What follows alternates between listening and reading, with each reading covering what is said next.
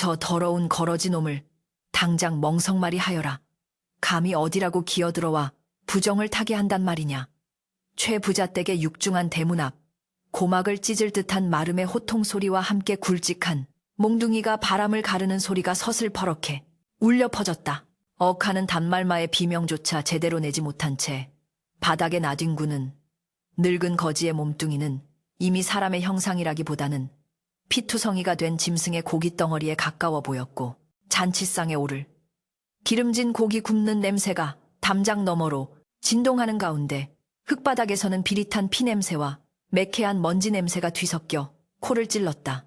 환갑잔치를 축하하러 온 하객들은 비단 옷자락을 축혀 올리며 눈살을 찌푸린 채 그 참혹한 광경을 구경거리 삼아 지나치고 있었으나 그 누구도 매질을 멈추려 하거나 거지의 생사를 걱정하는 이는 없었다. 오직 대문 옆 귀퉁이 쭈그리고 앉아있던 절름발이 소녀 연화만이 사시나무 떨듯 파랗게 질린 입술을 깨물며 그 광경을 지켜보고 있었는데, 몽둥이가 거지의 등짝을 내리칠 때마다 마치 자신의 뼈가 부러지는 듯한 끔찍한 통증이 전신을 관통하는 것 같아 그녀는 숨조차 제대로 쉴 수 없었다. 거지의 몸이 축 늘어지며 더 이상 꿈틀거리지 않자 마름은 침을 캔뱉으며 몽둥이를 바닥에 내던졌고, 재수옴 붙기 전에 저 송장을 마을 밖 개천에나 갖다 버려 라고 하인들에게 소리쳤다. 그때였다. 흙먼지를 뒤집어 쓴 채 바들바들 떨고 있던 연화가 불편한 오른쪽 다리를 질질 끌며 그들 앞을 가로막고 나섰는데, 그녀의 등장은 마치 사나운 늑대무리 앞에 나타난 어린 양처럼 위태롭기 짝이 없었다. 멈추시옵소서 나으리. 이대로 두면 정말 숨이 끊어질 것입니다. 연화의 목소리는 공포에 질려 갈라지고 있었으나 그 눈빛만은 기이할 정도로 맑고 단호하게 빛나고 있었으니 마름은 기가 차다는 듯 헛웃음을 터뜨리며 그녀의 굽은 다리를 턱으로 가리켰다. 이건 또 무슨 해괴한 꼴이냐. 동네에서 빌어먹는 절름발인 년이 감히 최부자댁 일에 참견을 해 내년도 저 거지놈 꼴이 나고 싶어 환장을 한 게냐. 하인들이 킬킬대며 연화를 향해 위협적으로 다가오자 그녀는 본능적으로 몸을 움츠리면서도 바닥에 쓰러진 거지의 앞을 온몸으로 막아섰다. 제 몫으로 받은 밥덩이를 드릴 테니 제발 이 노인을 보내주십시오. 부처님 오신 날 살생을 하여 어찌 좋은 일이 있겠습니까. 연화는 품속 깊이 감추어 두었던 며칠을 굶어가며 얻어낸 주먹밥 한 덩이를 꺼내 마름의 발치에 내려놓으며 읍소했다.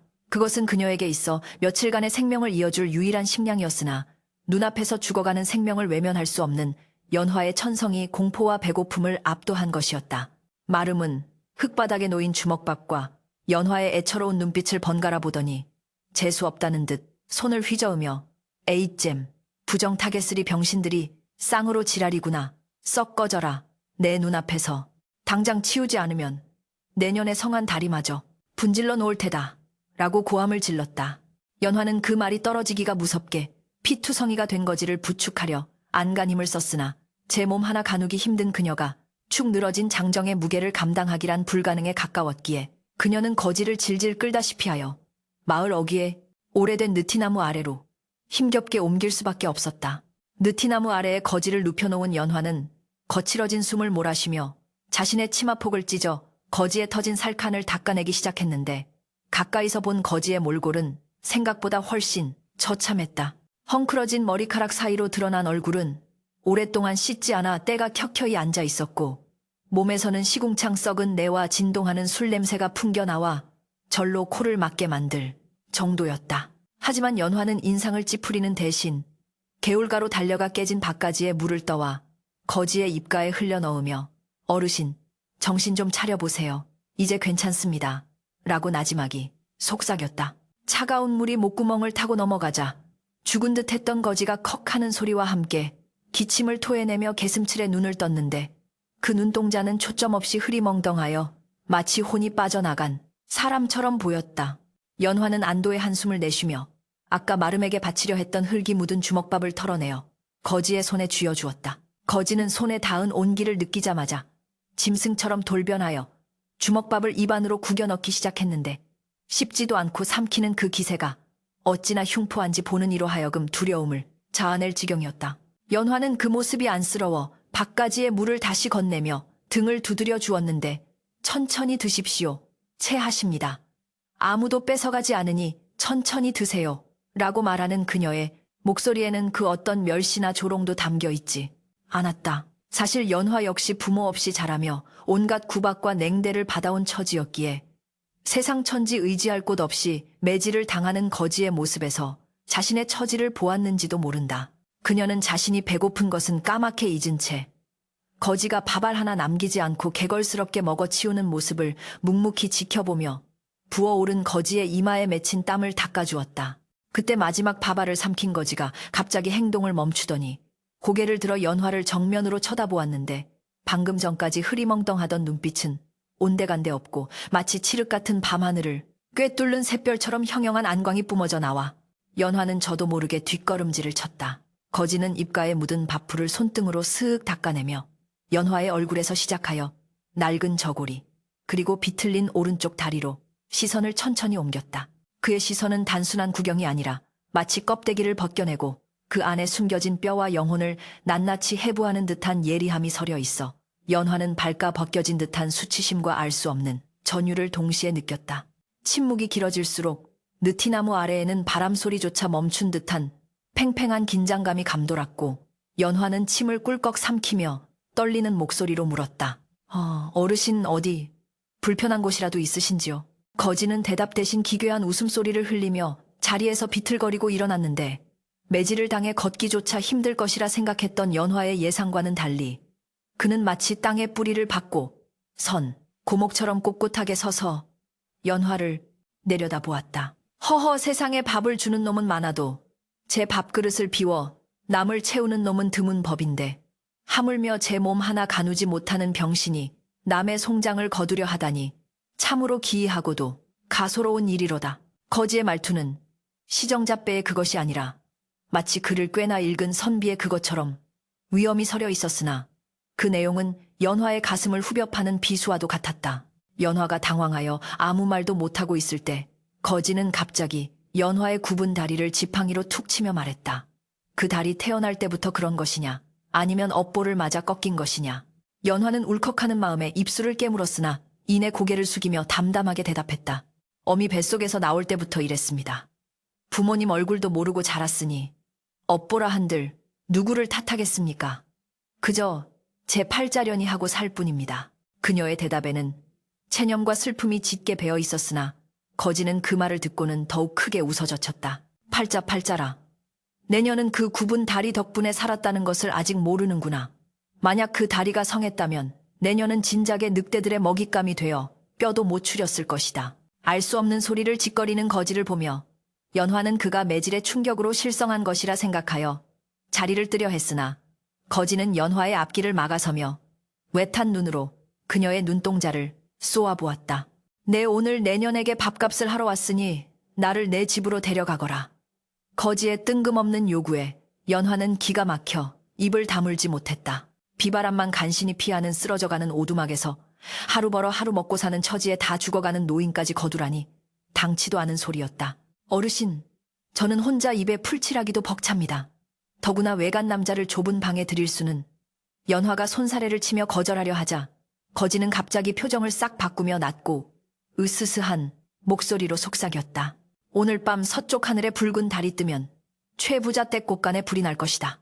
그리고 내년에 오두막 앞 개울물은 핏빛으로 변할 터이니 살고 싶으면 나를 데려가는 게 좋을 게다. 거지의 말은 단순한 협박이나 헛소리로 치부하기에는 그 기세가 너무나도 섬뜩하여 연화는 등골이 오싹해짐을 느꼈다. 순간 멀리서 뇌성병력과 같은 천둥 소리가 울리며 맑았던 하늘에 순식간에 먹구름이 몰려들기 시작했다. 갑작스러운 날씨의 변화에 연화가 놀라 하늘을 쳐다보는 사이 거지는 이미 연화의 보찜을 빼앗아 어깨에 둘러매고는 그녀의 오두막이 있는 방향으로 성큼성큼 걸어가고 있었다.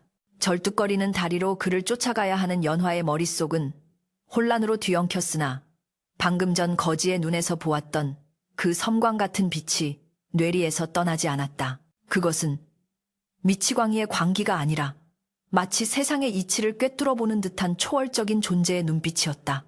어쩌면 이 더러운 노인을 만난 것이 자신의 비루한 인생을 송두리째 뒤바꿀 거대한 폭풍의 시작일지도 모른다는 예감이 빗방울이 떨어지기 시작한 흙길 위에서 연화의 가슴을 세차게 두드리고 있었다. 그녀는 결국 운명에 이끌리듯 비틀거리는 걸음으로 거지의 뒤를 따르기 시작했다. 그날 밤 거린의 예언은 소름 끼치도록 정확하게 맞아떨어졌으니 서쪽 하늘에 핏빛 붉은 달이 걸리자마자 최 부자 댁의 곳간에서 시뻘건 불길이 치솟아 올라 밤하늘을 대낮처럼 환하게 밝혔다. 마을 사람들은 물동이를 나르며 불을 끄느라 아비규환을 이루었고 불타는 석가래가 무너져 내리는 소리와 가축들의 비명소리가 뒤섞여 마을 전체가 지옥도와 다름없었으나 정작 불을 예언한 거리는 연화의 오두막 아랫목을 차지하고 누워 세상 모르고 코를 골고 있었다. 연화는 창호지 문틈으로 붉게 물든 하늘을 바라보며 공포에 질려 오들오들 떨었는데 밖에서 들려오는 불이야 불하는 다급한 외침보다 등 뒤에서 들려오는 거린의 태평한 코골이 소리가 더욱 기이하고 두렵게 느껴졌다. 다음 날 아침 마을 앞 개울물은 불을 끄느라 씻어낸 잿물과 다친 가축들의 피가 섞여 정말로 붉게 변해 흘러갔고 마을 사람들은 이 기이한 화재가 누군가의 저주라며 수군거렸으나 아무도 그 원흉이 연화의 오두막에 누워있는 미치광이 노인이라고는 상상조차 하지 못했다. 그날 이후로 연화의 삶은 이전보다 더욱 가혹한 시련의 구렁텅이로 빠져들기 시작했으니 그것은 최 부자 댁의 화풀이가 엉뚱하게도 마을에서 가장 약하고 만만한 그녀에게로 향했기 때문이었다. 화재로 인해 곡식을 태반이나 잃은 최 부자는 독이 오를 대로 올라 소작료를 가혹하게 거두어들이기 시작했고 그 불똥은 가난한 소작농들을 거쳐 결국 마을의 천덕꾸러기인 연화에게까지 튀었다. 재수없는 병신년이 들어오고 나서부터 마을에 막아 꼈다. 마을 안악들은 우물가에 모여 연화를 힐끔거리며 침을 뱉었고 아이들은 연화가 지나갈 때마다 미치광이 각시 절름발이 신부라고 놀려대며 돌멩이를 던졌다. 연화가 거린을 데려온 것을 두고 사람들은 그녀가 드디어 미쳐서 노망난 늙은이를 서방으로 맞이했다며 입에 담지 못할 음담패설을 늘어놓기 일쑤였는데 연화는 그 모든 수모를 묵묵히 감내하며 고개를 숙인 채 절뚝이는 걸음을 옮길 뿐이었다. 그녀에게 쏟아지는 비난보다 더 견디기 힘든 것은 바로 오두막에 들어앉은 거린의 기행이었다. 그는 하루 종일 방구석에 누워 밥 줘, 술 줘, 타령만 하다가 연화가 힘들게 구해온 시래기죽을 내밀면 이따위 개밥을 사람 먹으라고 준 것이냐 며 밥상을 엎어버리기 일쑤였고 밤이면 알 수 없는 주문을 외우며 벽을 긁어대어 연화가 한숨도 자지 못하게 만들었다. 그러나 연화는 화를 내거나 그를 내쫓는 대신 엎어지 죽을 다시 긁어모아 자신의 입에 넣으며 죄송합니다. 어르신, 내일은 더 맛난 것을 구해오겠습니다. 라고 빌었다. 그것은 굴종이 아니라 그날 밤 보았던 거린의 눈빛에 서려있던 거역할 수 없는 위엄과 생명을 거두어들인 자로서의 책임감 때문이었다. 계절이 바뀌어 찬바람이 문풍지를 때리는 겨울이 다가오자 마을에는 흉년의 그림자가 짙게 드리워졌고 인심은 더욱 흉흉해졌다. 먹을 것이 떨어진 마을 사람들은 서로를 의심하고 도둑질을 일삼았으며 굶주림에 지친 눈동자들은 살기로 번들거렸다. 그러던 어느 날 최 부자 댁의 마름이 건장한 하인들을 대동하고 연화의 오두막으로 들이닥쳤는데 그들의 손에는 몽둥이와 낫이 들려 있었다. 이년아, 당장 나와라. 최 부자, 어른께서 이 땅을 밭으로 쓰시겠다 하셨으니 당장 이 흉물스러운 오두막을 비우고 꺼지거라. 마름이 썩은 나무 대문을 발로 걷어차며 고함을 지르자 부엌에서 불을 지피던 연화가 소스라치게 놀라 밖으로 뛰쳐나왔다. 나으리, 이 추운 겨울에 갈 곳도 없는 저희더러 어디로 가란 말씀이십니까? 제발 봄이 올 때까지만이라도 기다려 주십시오. 연화가 마름의 바짓가랑이를 붙잡고 애원했으나 마름은 가차없이 그녀를 발로 걷어찼다. 연화가 비명을 지르며 눈밭에 나뒹굴자 방 안에 있던 거린이 부스스한 모습으로 문을 열고 나왔다. 그는 하품을 쩍 하더니 헝클어진 머리를 긁적이며 마름을 향해 희죽 웃어 보였는데 그 모습이 어찌나 태평하고 뻔뻔한지 마름조차 잠시 할 말을 잃을 지경이었다. 허허, 남의 집 앞마당에서 개가 짖는 줄 알았더니 주인을 무는 미친 개가 와서 짖고 있었구나. 거린의 말에 마름의 얼굴이 불그락푸르락해졌다. 뭐라, 이 미친 늙은이가 죽고 싶어 환장을 했구나. 여봐라, 저놈과 저년을 당장 끌어내고 집을 부숴라. 하인들이 낫을 휘두르며 달려들자 연화는 죽기 살기로 기어와 거린의 앞을 막아서며 울부짖었다. 안 됩니다. 차라리 저를 죽이십시오. 이분은 아무 잘못도 없습니다. 연화의 처절한 외침에도 불구하고 하인들은 몽둥이를 휘둘러 오두막의 기둥을 내리치기 시작했고 흙벽이 무너져 내리며 먼지가 피어올랐다. 그때였다. 거린이 갑자기 표정을 싹 바꾸더니 품에서 낡고 더러운 엽전 한 뼘을 꺼내 마름의 발치에 던졌다. 땡그랑하는 맑은 금소금이 소란스러운 마당에 기이한 정적을 가져왔다. 이 돈으로 며칠만 말미를 사자. 내 장담하건대 사흘 뒤면 내 주인 최 부자가 제 발로 찾아와 이 땅을 달라고 비는 것이 아니라 제발 살아만 있게 해달라고 빌게 될 것이니라. 거린의 목소리는 낮았으나 뇌성처럼 웅장하게 울려 퍼졌고 그의 눈에서 뿜어져 나오는 서늘한 살기에 압도된 마름은 저도 모르게 뒷걸음질을 쳤다. 마름은 엽전을 주워들고 침을 좀 뱉으며 미친 소리 사흘 뒤에 다시 올 테니 그때도 안 비키면 내 놈들 뼈를 묻어버리겠다. 라고 으름장을 놓고는 도망치듯 사라졌다. 엉망이 된 오두막 마당에 남겨진 연화는 주저앉아 하염없이 눈물을 흘렸으나 거리는 무너진 흙벽을 툭툭 치며 금이 바람구멍이 생겨서 오늘 밤은 꽤나 춥겠구나 라고 중얼거릴 뿐이었다. 연화는 그런 거린이 원망스럽기도 했지만 방금 전 그가 보여준 기백에 다시 한번 마음이 흔들렸다. 사흘 뒤에 무슨 일이 일어난단 말인가? 최 부자가 찾아와 빈다는 말은 또 무슨 헛소리인가? 그러나 생각할 겨를도 없이 밀려오는 추위와 배고픔이 연화의 정신을 혼미하게 만들었다. 쌀독은 이미 바닥난 지 오래였고 팩감조차 떨어져 냉골에서 밤을 지새워야 했다. 연화는 불편한 다리를 이끌고 산으로 올라가 꽁꽁 언 땅을 파헤쳐 뿌리와 나무 껍질을 캐어왔다. 손톱이 깨지고 손가락에서 피가 배어 나왔지만 멈출 수 없었다. 그날 밤 연화는 구해온 나무 껍질을 푹 삶아 묽은 죽을 쑤었다. 씁쓸하고 역한 냄새가 코를 찔렀지만 그것마저 없으면 당장 굶어 죽을 판이었다. 그녀는 깨진 사발에 죽을 담아 거린에게 건넸다. 어르신 드십시오. 이것밖에 대접할 것이 없어 죄송합니다. 연화의 배에서는 꼬르륵 소리가 요란하게 났고 눈앞이 어지러지하여 앉아있기도 힘들었지만 그녀는 자신의 몫을 남기지 않고 모두 거린에게 주었다. 자신은 젊은이 며칠 굶어도 버틸 수 있지만 노인은 하루만 굶어도 명을 달리할 것 같다는 연민 때문이었다. 거린은 죽그릇을 받아 들고는 연화의 포쑥한 얼굴과 텅 빈 솥을 번갈아 쳐다보았다. 내년은 먹지 않느냐? 배가 고파 창자가 끊어질 텐데. 거린의 물음에 연화는 희미하게 웃으며 대답했다. 저는 아까 산에서 챔을 캐며 배불리 먹었습니다. 어서 드십시오. 그것은 새빨간 거짓말이었으나 연화의 눈빛은 너무나도 맑고 진실하여 듣는 이의 가슴을 먹먹하게 만들 정도였다. 거린은 한참 동안 말없이 죽그릇을 내려다보더니 갑자기 크게 탄식하며 말했다. 허허, 세상에 미련한 곰탱이가 있다더니 바로 여기 있었구나. 제 살을 깎아 남을 먹이는 꼴이라니. 내년에 그 미련함이 하늘을 찌르고 땅을 울리는구나. 그는 죽을 한 번에 들이마시고는 입가에 묻은 국물을 핥으며 연화를 정면으로 응시했다. 잘 듣거라 연화야. 내 너에게 묻겠다. 만약 내가 내게 사람을 죽이라고 시킨다면 죽이겠느냐? 아니면 내가 내게 불 속으로 뛰어들라 하면 뛰어들겠느냐? 뜬금없는 질문에 연화는 잠시 당황했으나 이내 단호한 목소리로 대답했다. 어르신께서 하시는 말씀에 사람을 살리는 도리가 있다면 불 속이라도 뛰어들겠습니다. 허나 사람을 해야 하는 일이라면 제 목에 칼이 들어와도 하지 않겠습니다. 연화의 대답은 떨림이 없었고 그 눈동자에는 죽음조차 두려워하지 않는 결기가 서려 있었다. 거리는 그 말을 듣고 만족스러운 듯 고개를 끄덕이며 괴상한 미소를 지었다.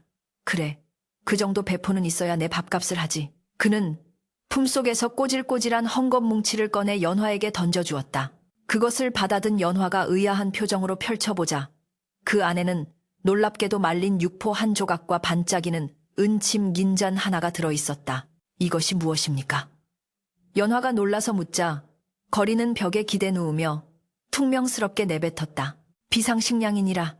육포는 지금 당장 씹어먹고 저 침은 잘 간직하고 있거라. 사흘 뒤 내 운명을 가를 때가 오면 저 침이 내 목숨보다 귀하게 쓰일 것이다. 연화는 육포를 조금 떼어 입에 넣으며 눈물을 흘렸다. 며칠 만에 맛보는 고기의 맛 때문이 아니라 이 괴팍한 노인이 자신을 위해 식량을 숨겨두었다는 사실에 가슴이 뭉클해졌기 때문이었다. 밖에서는 눈보라가 몰아치며 오두막을 집어삼킬 듯 윙윙거렸지만 그날 밤 연화는 기이하게도 춥지 않았다. 다음 날부터 거리는 더욱 기이한 행동을 하기 시작했다. 그는 동네 아이들이 던진 돌에 맞아 피가 흐르는 이마를 닦지도 않은 채 마을 뒷산으로 올라가 하루 종일 흙바닥을 파헤치고 다녔다. 사람들은 그가 보물을 찾는다고 비웃었지만 연화만은 그가 단순히 미친 짓을 하는 것이 아님을 직감했다. 그는 산새를 살피고 흙의 냄새를 맡으며 바람의 방향을 읽고 있었다. 그리고 약속한 사흘째 되던 날, 새벽 폭우가 쏟아지기 시작했다. 하늘에 구멍이라도 뚫린 듯 엄청난 비가 내렸고 마을 앞 개울물은 순식간에 불어나 둑을 넘을 기세였다. 연화는 빗소리에 잠을 깼는데 옆자리에 있어야 할 거린이 보이지 않았다. 불안한 마음에 문을 열고 밖을 내다보니 빗속을 뚫고 누군가 비틀거리며 오두막을 향해 걸어오고 있었다. 번개가 번쩍이며 세상을 하얗게 비추는 순간 연화는 그 사람의 얼굴을 보고 경악을 금치 못했다. 그는 바로 최부자 댁의 하인이었는데 피투성이가 된 채 울부짖으며 달려오고 있었다. 살려주시오. 제발 우리 대감마님 좀 살려주시오. 비바람이 몰아치는 칠흑 같은 밤, 연화의 오두막 문지방을 넘으며 피를 토하듯 울부짖는 하인의 몰골은 그야말로 아수라장에서 갓 기어나온 악귀와 다를 바 없었으니 번개가 번쩍일 때마다 드러나는 공포에 질린 눈동자가 연화의 간담을 서늘하게 만들었다. 대감마님께서 갑자기 헛소리를 지르시며 눈이 뒤집히시더니 온몸이 불덩이처럼 달아올라 숨이 넘어가기 직전입니다. 의원을 불러도 소용이 없고 무당을 불러 굿을 해도 차도가 없는데 지나가던 스님 한 분이 이르시길 이 마을에 들어온 거린이 내린 저주이니 그가 풀지 않으면 집안이 멸문지화를 면치 못할 것이다 라고 하셨습니다. 하인은 바닥에 머리를 쾅쾅 돋으며 애원했는데 이마에서 흐른 피가 빗물과 섞여 문지방을 적셨으나 정작 당사자인 거린은 벽에 기대앉아 귓구멍을 후비며 심드렁한 표정으로 그 광경을 구경할 뿐이었다. 허허, 저승사자가 문을 두드리는데 나보고 어쩌라는 말이냐. 네 주인이 평생 쌓은 업보가 불길이 되어 제 몸을 태우는 것이니 이는 인과응보요. 사필귀정이라 내가 손을 쓴들 하늘의 뜻을 거스를 수는 없는 노릇이다. 거린의 목소리는 차가웠으나 그 안에는 거부할 수 없는 위험이 서려 있어 하인은 감히 더 이상 매달리지 못하고 사시나무 떨듯 떨기만 했다. 거린은 자리에서 일어나 하인을 향해 손을 휘저으며 축객령을 내렸는데 그 눈빛이 어찌나 매섭던지 하인은 뒷걸음질을 치다 엉덩방아를 쐐고는 도망치듯 빗속으로 사라져 버렸다. 하인이 사라지자 오두막에는 다시금 빗소리와 천둥소리만이 가득 찼으나 연화는 방금 전 거린이 내뱉은 말의 무게에 짓눌려 숨조차 크게 쉴 수 없었다. 그때 거린이 연화 쪽으로 고개를 돌리며 나지막이 불렀다. 연화야, 지금 당장 웨니와 삽을 챙기거라. 뜬금없는 명령에 연화가 눈을 동그랗게 뜨고 쳐다보자 거린은 방문을 활짝 열어젖히며 쏟아지는 폭우를 가리켰다. 하늘이 울고 땅이 요동치는 바로 지금이 기회다.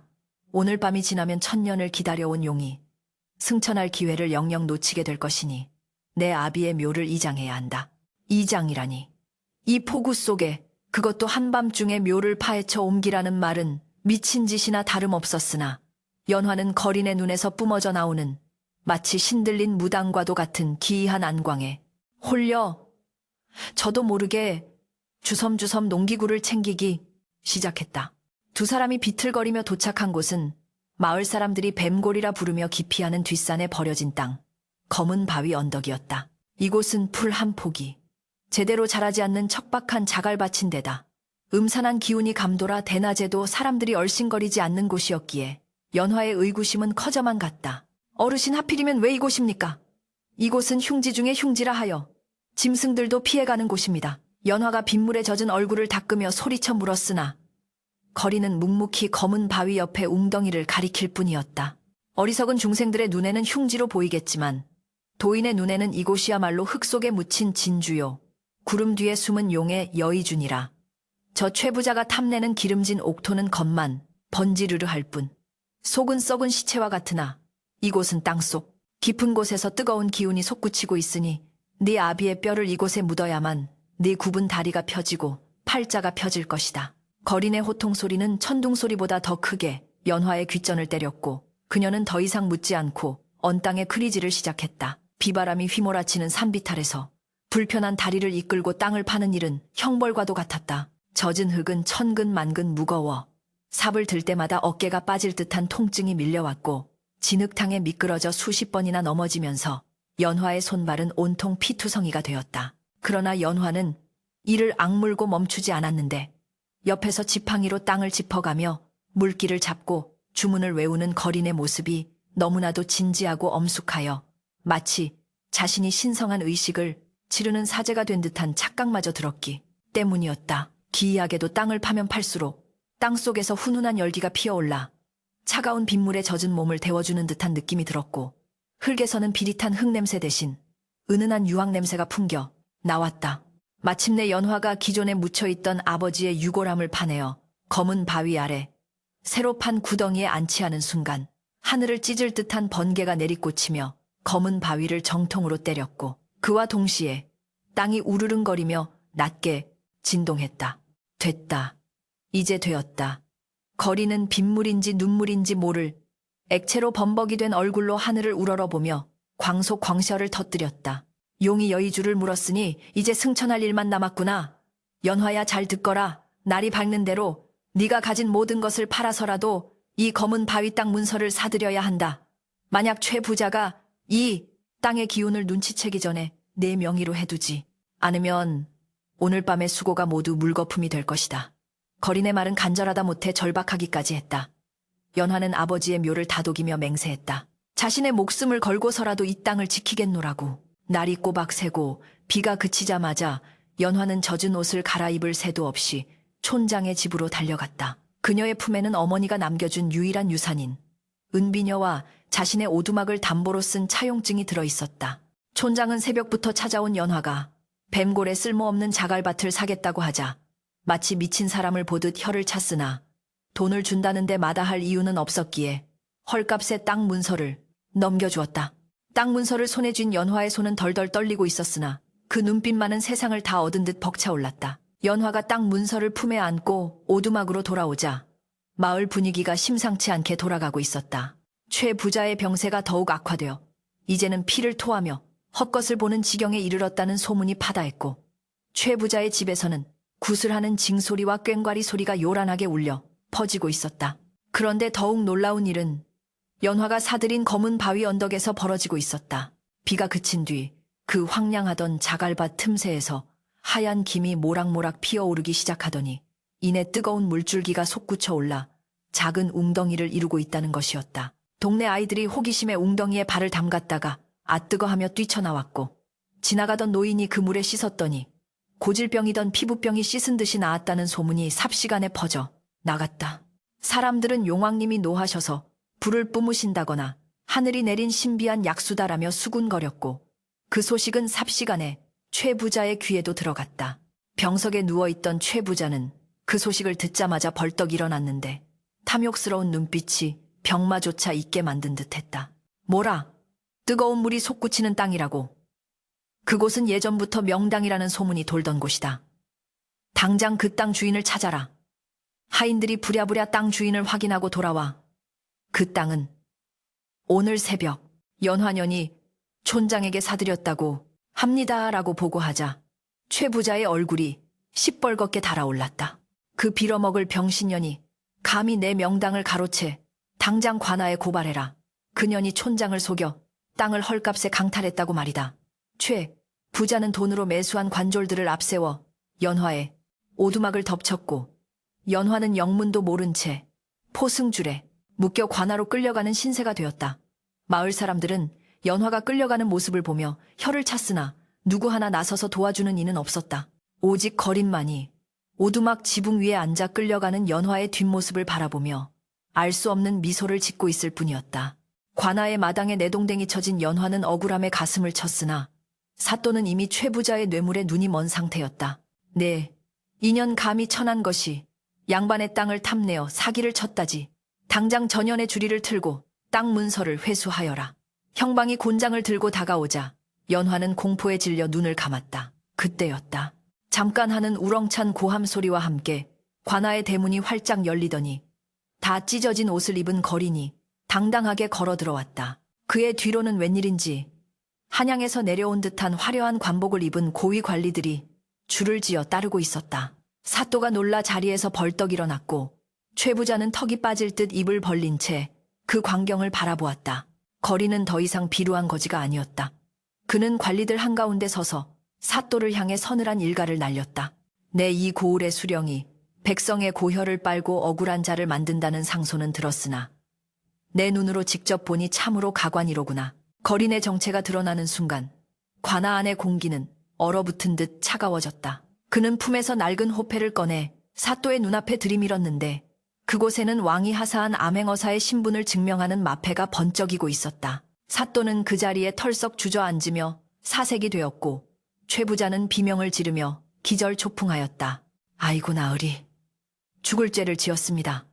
사방에서 엎드려 비는 소리가 들려왔으나 거린하니 암행어사는 연화에게 다가가 손수 포승줄을 풀어주었다.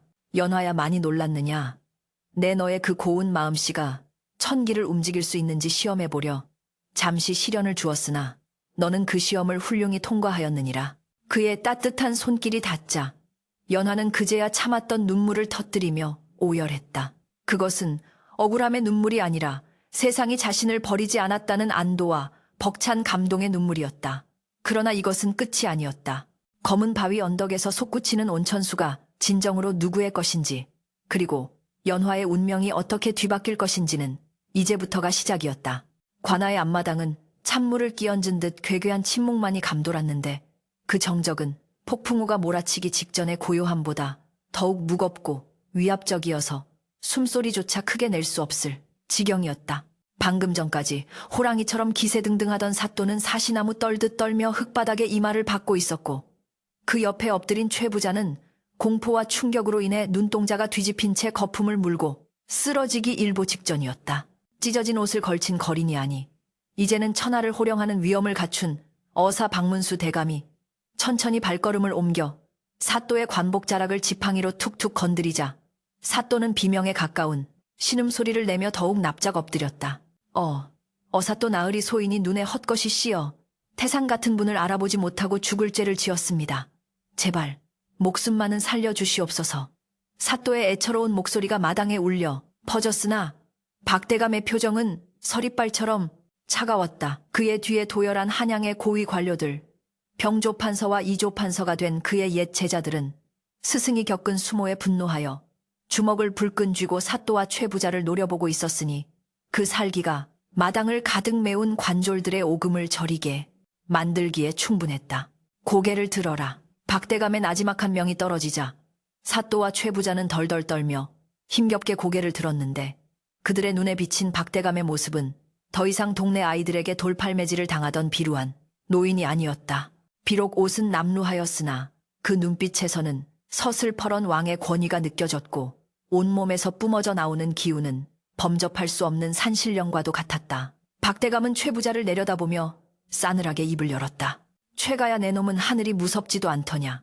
하늘이 내린 명당을 탐내어 죄 없는 백성을 핍박하고 급기야 관아의 힘을 빌려 사기를 치려 하다니 네 죄는 능지처참을 당해도 모자랄 것이다. 최 부자는 억울하다는 듯 땅을 치며 발악하듯 외쳤다. 아이고 나으리 억울합니다. 전연이 아니 연화가 촌장을 속여 헐값에 땅을 가로챈 것입니다.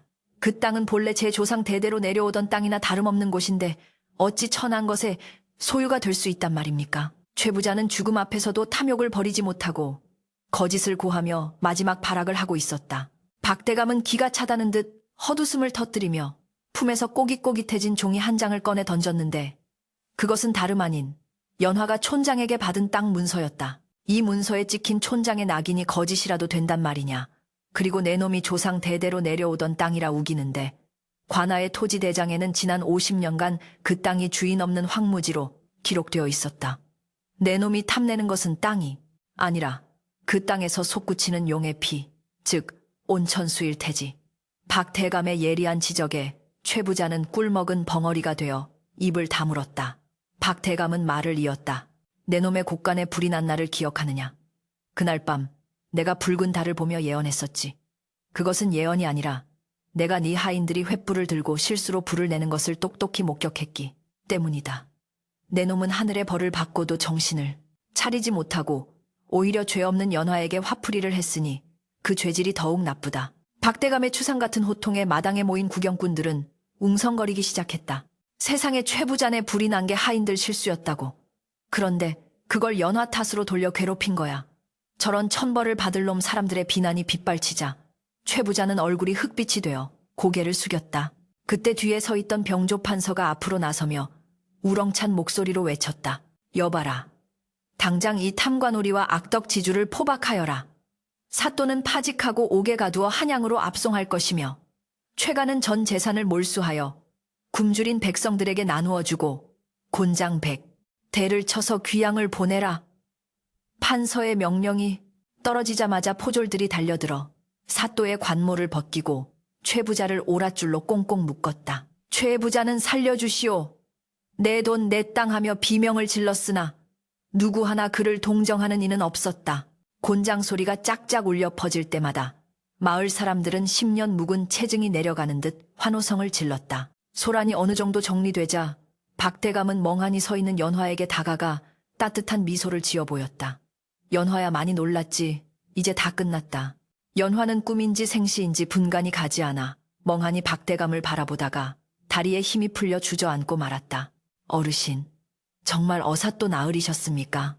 저는 그런 줄도 모르고 개밥 같은 죽을 드리고 연화가 황송하여 어쩔 줄 몰라 하자 박대감은 껄껄 웃으며 연화의 어깨를 토닥였다. 그 죽이 임금님 수라상보다 더 맛이 좋았느니라. 네가 나를 살렸고 네 착한 마음이 너를 살린 것이다. 박대감은 연화를 부축하여 일으켜 세우고는 사람들을 향해 큰 소리로 선포했다. 모두 듣거라. 오늘부터 검은 바위 언덕과 그곳에서 솟아나는 온천은 오롯이 이 연화의 소유임을 내 이름과 국법으로 보증하노라. 만약 누구라도 이 아이의 소유권을 침해하려 한다면 그때는 내가 다시 돌아와 그자의 목을 칠 것이다. 박대감의 선언은 마을 전체에 울려 퍼지는 천둥 소리와 같았고 연화의 신부는 하루아침에 천덕꾸러기에서 마을 최고의 유지로 격상되었다. 사람들은 연화에게 몰려와 머리를 조아리며 아부하기 시작했는데 어제까지만 해도 그녀에게 돌을 던지던 이들이 아이고 연화씨, 제가 눈이 멀어 몰라봤습니다 하며 굽신거리는 꼴은 참으로 가소롭고도 씁쓸한 인간의 군상이었다. 연화는 그들의 이중적인 태도에 화를 낼 법도 했으나 그저 담담하게 그들을 바라볼 뿐이었다. 그녀의 시선은 오직 박대감에게 고정되어 있었다. 어르신, 저는 재물도 명예도 필요 없습니다. 그저 어르신과 함께 오두막에서 죽이나 쑤어 먹으며 살고 싶습니다.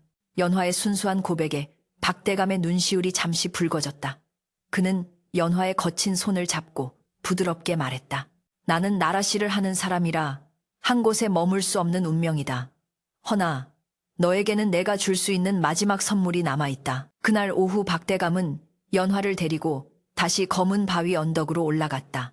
온천수는 여전히 힘차게 솟구치며 하얀 김을 내뿜고 있었는데 유황 냄새가 진동하는 그 물은 보기만 해도 신비로운 기운이 넘쳐 흘렀다. 박대감은 연화에게 신발을 벗고 온천물에 다리를 담그라고 지시했다.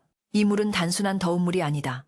땅속 깊은 곳, 용이 잠자던 혈맥에서 솟아난 약수역쇠이니라.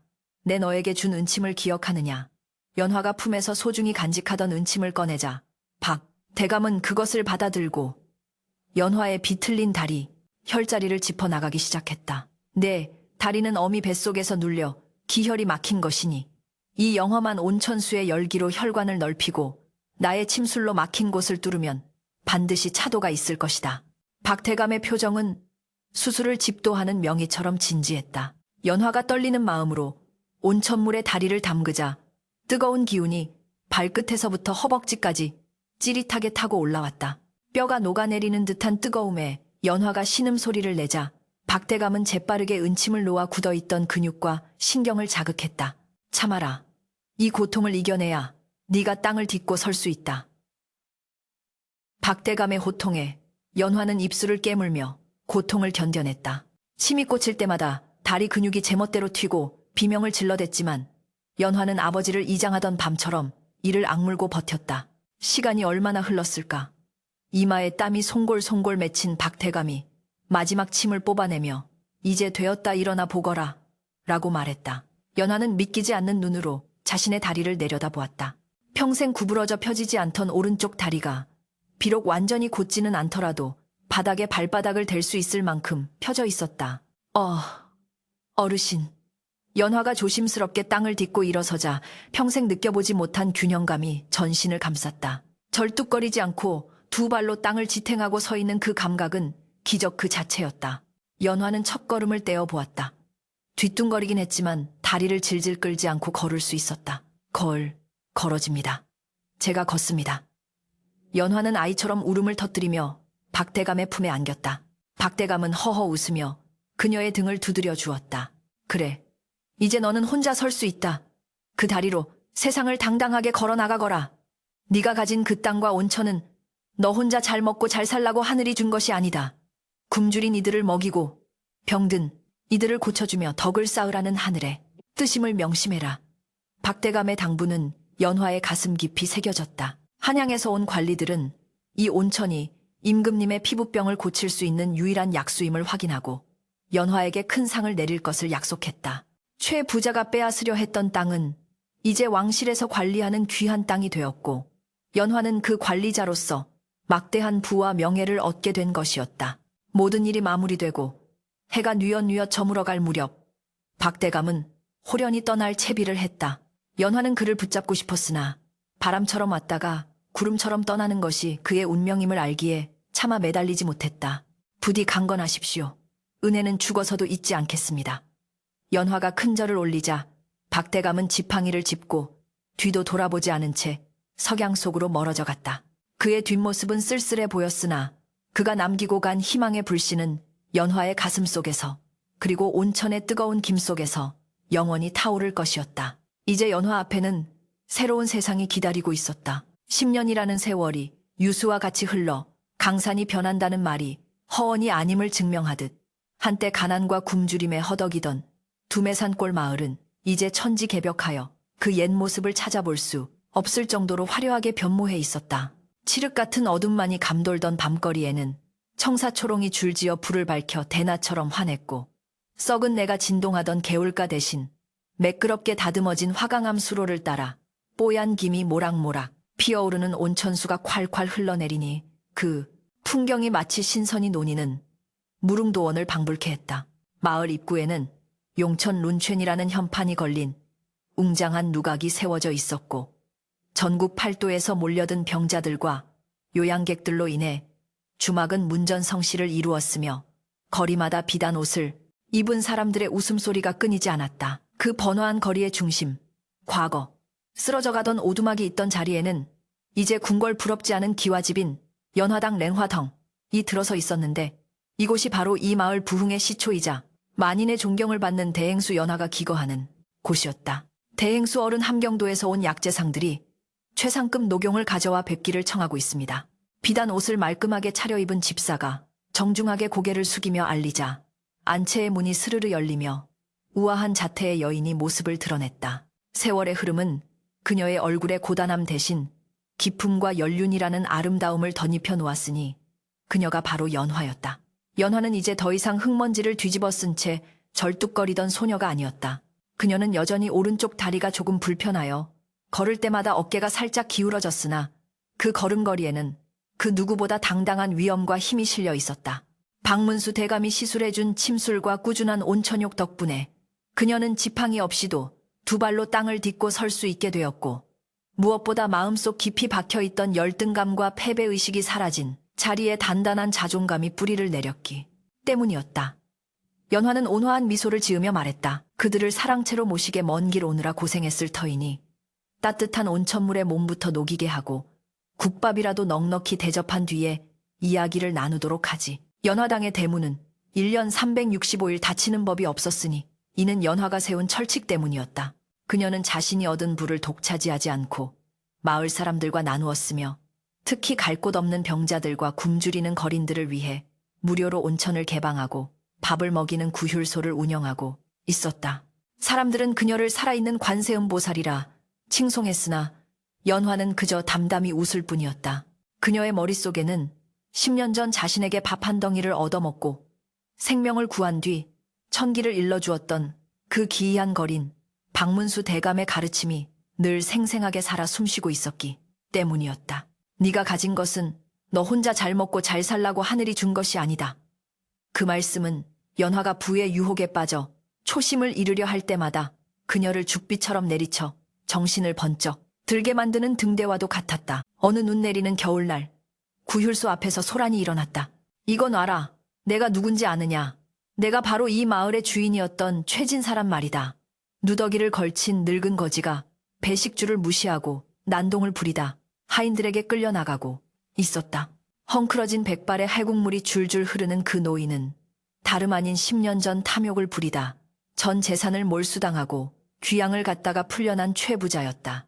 옛 위세는 온데간데 없고 추위와 배고픔에 미쳐버린 그는 자신이 여전히 마을의 유지인 줄 착각하며 헛소리를 짓거리고 있었다. 하인들이 그를 매몰차게 내치려 할 때 순찰을 돌던 연화가 그 광경을 목격하고 다가왔다. 멈추시오.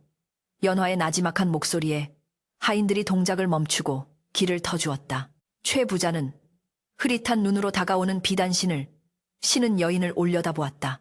네, 내년은 절름발이 연화 최 부자의 입에서 경멸 어린 호칭이 튀어나왔으나 연화는 눈 하나 깜짝하지 않았다.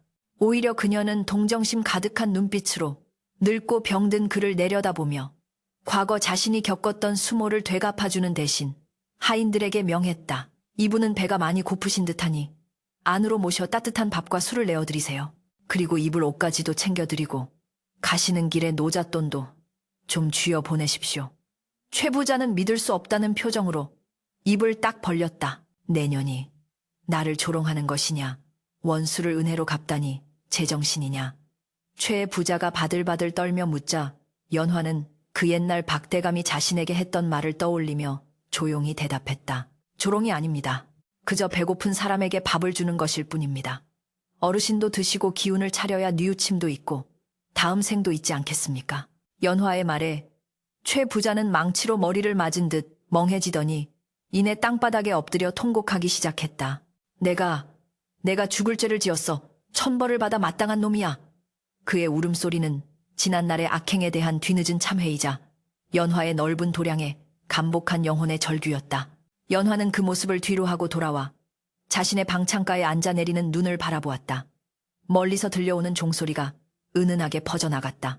그녀는 문득 서랍 깊숙한 곳에 보관해둔 이제는 색이 바래고 낡아빠진 헝겊 주머니를 꺼내보았다. 그 안에는 10년 전 박대감이 주었던 은침 하나가 여전히 반짝이고 있었다. 어르신 보고 계시는지요? 당신께서 살려주신 이 목숨 그리고 펴주신 이 다리로 저는 삐뚤어지지 않고 바른 길을 걷고자 노력하며 살았습니다. 연화는 마음속으로 박대감에게 말을 걸었다. 그녀는 알고 있었다. 박대감이 고쳐준 것은 단순히 굽은 다리만이 아니었다는 것을. 그는 세상의 편견과 멸시에 짓눌려 비틀려버린 그녀의 마음을 펴주었고 굽어버린 운명의 물줄기를 바로잡아준 것이었다. 만약 그때 그가 나타나지 않았다면 혹은 자신이 그를 외면했다면 지금의 연화는 존재하지 않았을 것이며 이 마을 또한 여전히 가난과 고통 속에 신음하고 있었을 터였다. 착한 마음 한 조각이 빚어낸 기적이 온 세상을 따뜻하게 데우고 있었다. 그날 밤 연화는 꿈을 꾸었다. 꿈속에서 그녀는 다시 18살의 소녀가 되어 오두막 앞 느티나무 아래 서 있었고 멀리서 삿갓을 쓴 박대감이 걸어오고 있었다. 그는 여전히 낡은 옷을 입고 있었지만 그 얼굴만은 해처럼 환하게 빛나고 있었다. 연화야, 걷는 것이 즐거우냐? 그가 빙그레 웃으며 묻자 꿈속의 연화는 치맛자락을 휘날리며 그를 향해 힘차게 달려갔다. 절뚝거림도 통증도 없는 완벽한 달리기였다.